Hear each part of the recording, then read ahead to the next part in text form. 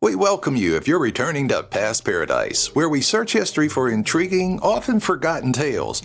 We'll examine Hattie McDaniel's exceptional life in today's video. Hattie McDaniel was a Hollywood star from the golden era. Due to a tragic line of events that has echoed over the years, we now know how McDaniel gave her ex-husband $1 as proof of her loyalty to him when she left him.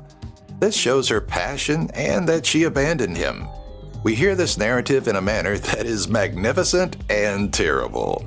McDaniel, a pioneering actress, significantly affected the cinema industry for decades, and we know she left a lasting legacy. The persistent impact of McDaniel will be investigated as part of the story's unraveling. You're welcome to join us as we explore human love and perseverance beyond the glamour. The tale that frames this invitation reminds you that true riches are frequently discovered in the great effect we leave behind, not in earthly possessions. So let us begin. An actual survivor. Hattie McDaniel, best known for her breathtaking performance as Mammy in the classic movie Gone with the Wind, had a difficult career path filled with bigotry, treachery, and heartbreak. Despite her enormous success and ability to break down boundaries, tragedy and controversy have been a part of her life since birth.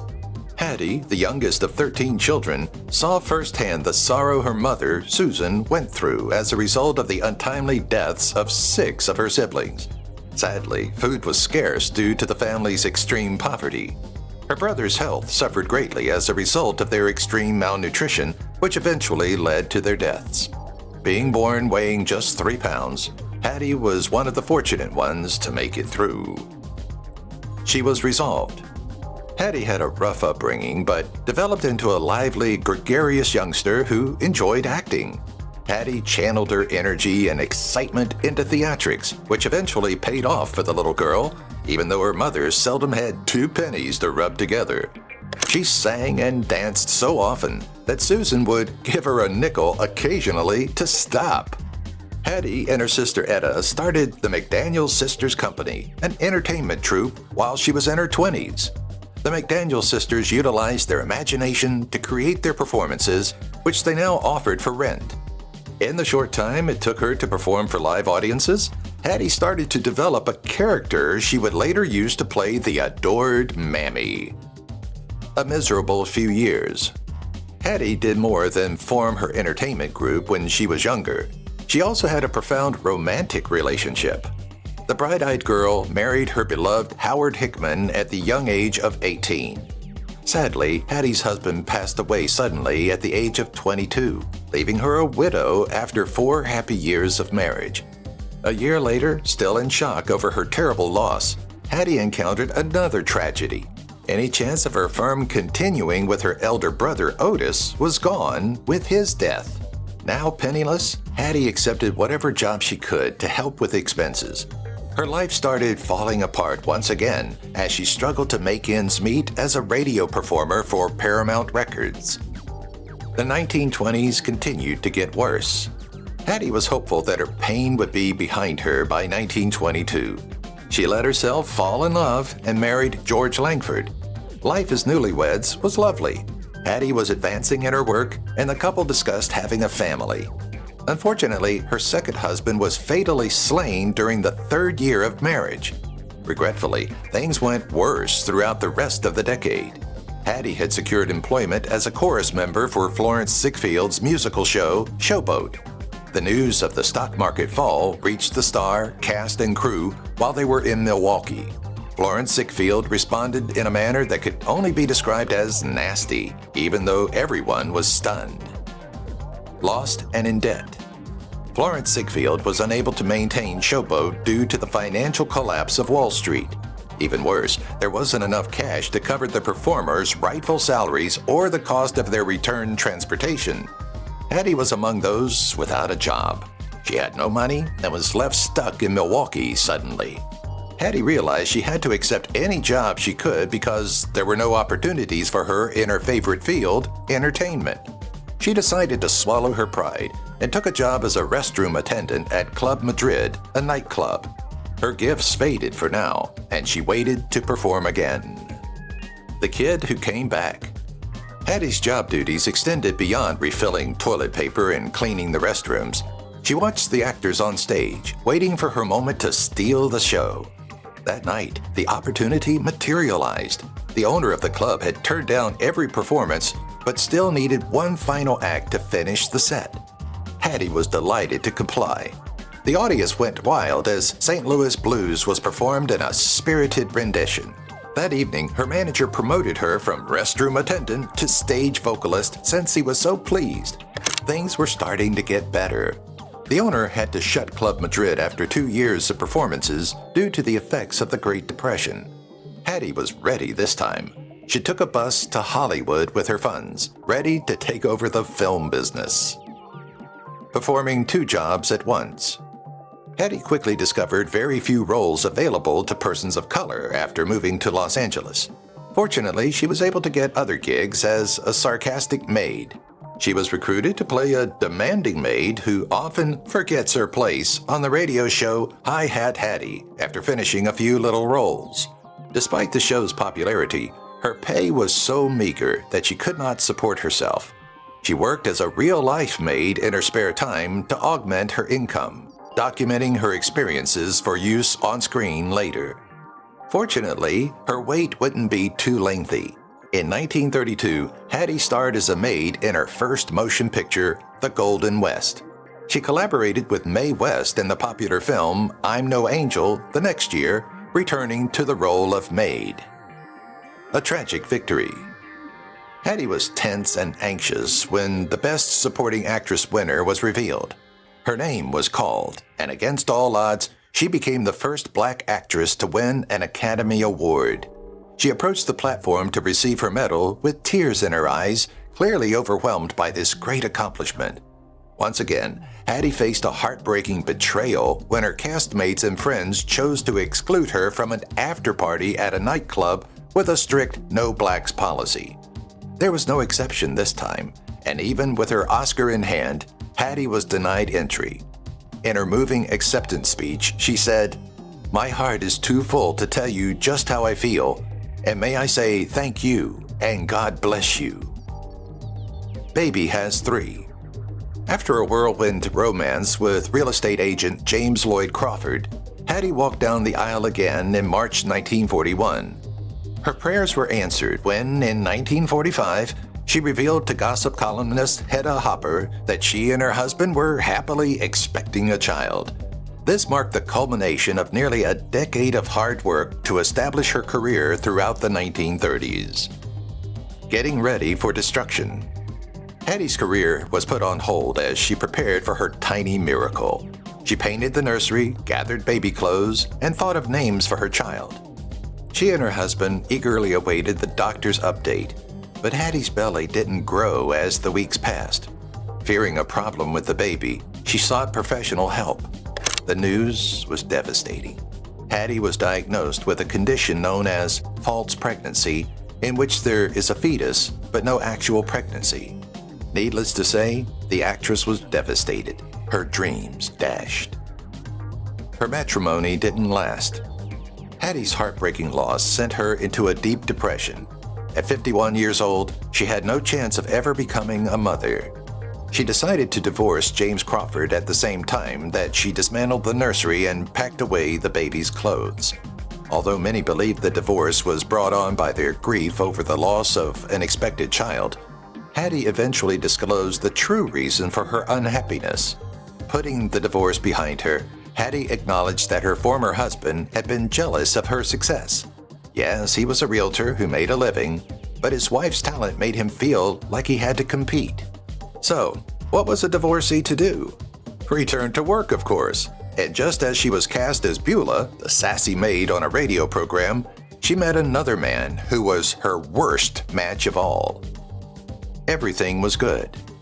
When Hattie's heart healed enough in 1949, she allowed another person into her life. That summer, she married interior designer Larry Williams after just 2 months of courting. Hattie was content. Her radio show was successful, she had a sizable sum of money in the bank, and she had a committed man who loved her, or so she believed. The proceedings began with Hattie explaining that their relationship consisted of only arguing and fussing. Granted, it's not an ideal life, but grounds for divorce? As she continued her testimony, the truth came out along with her tears. Within 5 months, the actress realized this marriage was also a failure and filed for divorce. An unhealthy partnership. Although it is impossible to know what transpired between Hattie McDaniel and Larry Williams in private, her testimony indicated that the relationship rapidly descended into dysfunction. Although the actress never confirmed the reports of physical abuse, the psychological toll that their union took was evident during her testimony. Hattie, who described herself as a hearty eater, stated that she lost her appetite completely as a result of Larry's emotional abuse. In one particularly stressful episode, the actress lost an astounding 12 pounds in a span of 2 weeks because she was unable to eat. That wasn't the only problem either. His desire was a sugar mama. Even though Larry Williams was well off, he made it clear early on that Hattie was expected to support his lifestyle, and her refusal only served to fan the flames.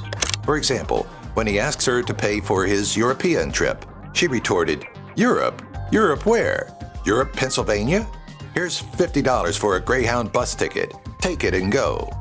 Realizing that he would have a harder time conniving her out of her money than anticipated, he suggested that he handle her career and finances. Once more, she said no. This ongoing conflict culminated in Larry's deliberate attempt to harm her career by interfering with her radio program, Beulah. In addition to creating a rift with her castmates, he also interrupted Hattie's work. Engaging in a new conflict. After her fourth marriage, the actress threw herself back into her career. Her radio program, Beulah, had become so popular that the network agreed to a television version with Hattie as the star. Though this was a great opportunity for her career, if she accepted the part, she would be replacing her friend and neighbor Ethel Waters, who dropped out of the project because of its racial stereotypes. Waters wasn't the only conscientious objector to Beulah either. The U.S. Army cut the program from its broadcast, fearing that it would demoralize black soldiers. Because of Hattie's role as the help, black actors and activists made her a target. One such critic was NAACP leader Walter White, who started a feud with her that resulted in a legendary reaction. Maintaining her ground. Even though Hattie was known for never complaining or raising a fuss, there were some battles she was willing to fight. The actress finally stood her ground when it was announced that the NAACP leader was sponsoring a convention for prominent people of color in the industry, and she gave a clear explanation for her refusal. Fed up with being called a simple black woman, Hattie decided to show White how intelligent she was by writing a public letter in which she stated, "He has openly insulted my intelligence." She continued, "God has endowed me with other talents, which Walter White and no other persons know nothing of, and they are not menial as he has claimed." Home sweet home. A social butterfly who loved to throw a good party, Hattie's career choices paid off despite the criticism and backlash. She lavished on an opulent 17-room mansion in Sugar Hill, also known as the Black Beverly Hills. Lena Horne, a close friend of Hattie's, described the home as the most exquisite house I had ever seen in my life. Sugar Hill became the meeting place for celebrities like Paul Robeson, Bing Crosby, Clark Gable, and Lena Horne, who would meander through the ground floor with cocktails in hand and smiles on their faces. Color didn't exist in Hattie's home, only friendship did. Defending her rights. Though the interior of her house was all love, the neighborhood's white residents started to display true racist colors. They complained that people of color were encroaching on their property values, which was why Hattie decided against leaving her beloved home. So she summoned the cavalry once more. Accompanied by prominent friends like Ethel Waters and Louise Beavers, Hattie organized a united front against the neighbors' hateful behavior, which eventually paid off when their claims were deemed baseless in a court of law. Hattie's biographer, Jill Watts, wrote that her organized stance marked the end of such residential segregation throughout the United States. A deathly prognosis. As Hattie moved into the 1950s, most of her problems appeared behind her. However, there was one more cruel turn of events that she could not avoid. Not long after taking the lead role in the controversial television series Beulah, the actress began experiencing symptoms that led her to consult a doctor. The devastating diagnosis was that she had breast cancer, and since the disease had spread so quickly, there was no treatment available. Hattie passed away on October 26, 1952, at the young age of 59. Her untimely passing caused an outpouring of emotion among the Hollywood elite and her fans. Thousands of mourners observed her white casket covered in flowers. Final requests.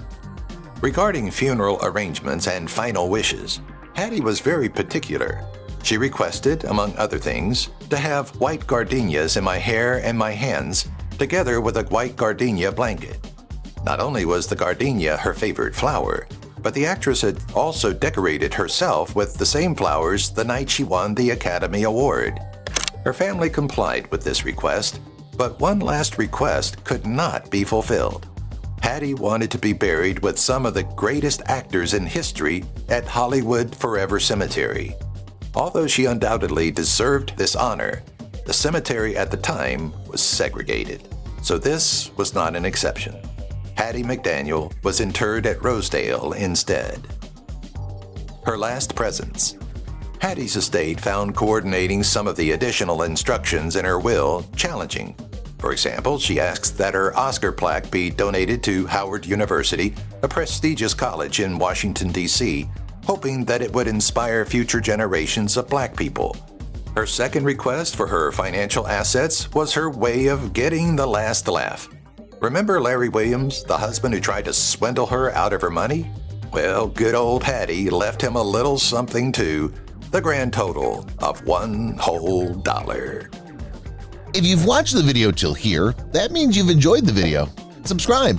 Don't forget to turn on the notifications bell icon